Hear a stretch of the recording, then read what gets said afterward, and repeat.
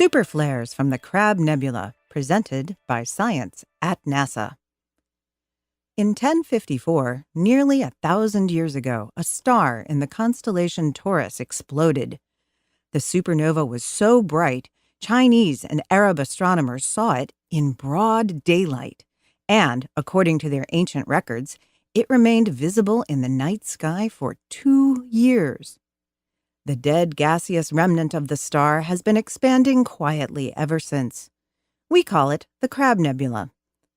New observations show the Crab Nebula might not be so dead after all. On April 12, 2011, NASA's Fermi Gamma Ray Space Telescope and the Italian Space Agency's Agile satellite detected an enormous outburst of gamma rays, more than 30 times more powerful than the nebula's normal gamma ray output. On April 16th, it happened again.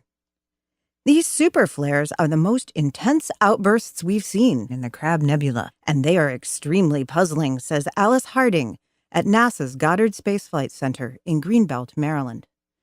Harding and others think the flares are somehow connected to the Crab Nebula pulsar.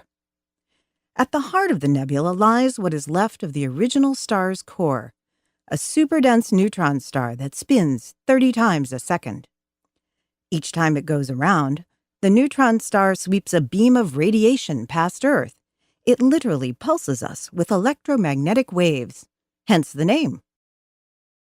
For many years, these pulses were the only significant changes in the nebula's output of high-energy radiation. That's why the current outbreak of superflares is so surprising. The Crab Nebula exhibits high-energy variability that we're only now beginning to fully appreciate, says Rolf Buehler, a member of the Fermi Large Area Telescope team at the Kavli Institute for Particle Astrophysics and Cosmology. Scientists think the flares occur when the pulsar's intense magnetic field undergoes a sudden restructuring, a sort of starquake.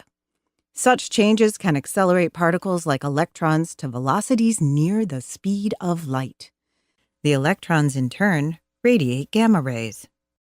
To account for the recent flares, scientists say the electrons must have energies 100 times greater than can be achieved in any particle accelerator on Earth. This would make them the highest energy electrons coming from any known source in the whole galaxy. Dead star? Quiet nebula? Think again.